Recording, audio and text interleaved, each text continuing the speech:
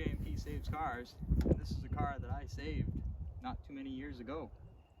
I moved in to a house that I purchased to live in, and a friend of mine bestowed upon me this SAAB. It had been recovered out of a barn in New York maybe 10 years before that. And I wanted it in the worst way. Well, lo and behold, he gave it to me as a housewarming gift. Along with the SAAB came an engine in a shopping cart, a transmission in a tarp, and then various parts, so on, so forth. And I've put this together with pretty much what he gave me, aside from one set of new brake pads. Had to splurge on the stopper.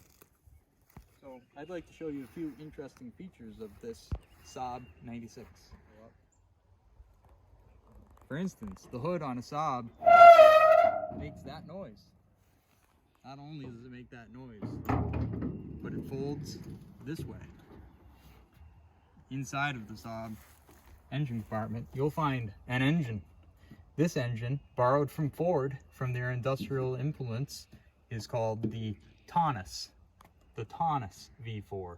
This is a relative of the Essex V6 family, but not really. This transmission is not the original transmission because the original transmission didn't work when I originally put the engine in it. Found out the hard way with another SAAB interesting feature called freewheel. Imagine you're going down the highway and you're cruising at 70 and you let off the accelerator and your standard transmission car goes back down to an idle and you're just cruising along saying, what the heck's going on? Well, if you were driving a SAAB, you'd say, that's the freewheel working. And you just lay back on the accelerator when you needed speed and vroom, and it would just catch. If you look down here, that lever right there, down there, that plastic lever, that has been deleted so that this has drive all the time. Because in these high torque applications, with this puppy all turned up the way it is, you want that.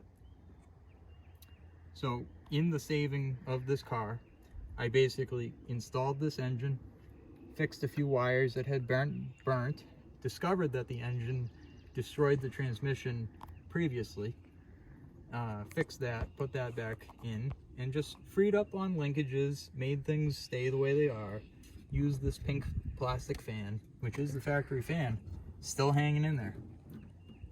So we're gonna go ahead and put this car away in storage.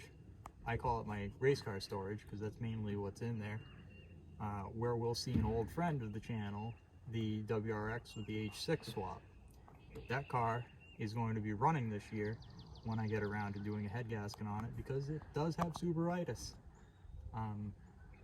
Let's keep going on interesting features on the SAAB 96.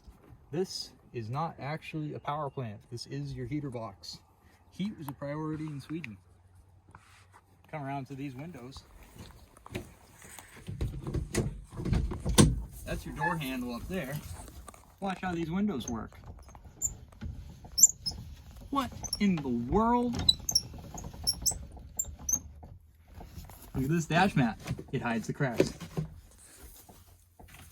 This is where the radio would live, if it had a radio. This 1967 SAAB has 1, 2, 3, 4 modes of operation on the windshield wipers. We have heating controls, almost where you can't find them. We have pedals in the middle of the car. This is a manual transmission, but there ain't no shifter down here. Sucker's got a column shift. 4-speed action. Reverse is accessed by pulling her out. We've got a padded steering wheel. We've got active head restraints. You thought you'd find that in the 90s? Oh no, we got it in the 60s. We've got shoulder belts. Oh, and did I mention we got front wheel drive in this thing? Yeah, wrap your mind around that. Name a car that's a 1967 that's front wheel drive. Not many. Toronado, Cadillac, the Cord, if anybody even knows what that is. That was back in '36. But it wasn't a common practice to be driving the front wheels. Come around to the back here. What else we got? We've got reverse lights. Kind of a standard option in 67, but SAAB was still there. We've got ventilation. From the aircraft nature of the body, we can evacuate a lot of air out of there. We've got chrome bumpers. And we've got some, you know, European influence rally striping, not factory on this model, but we went ahead and added that for no charge. So yeah, let's drive this thing back up there, put it away. It had a good time at a car show the other day. It's the only car to show up on a ramp truck, but that's just because I don't have plates for it, because I only drive it off-road.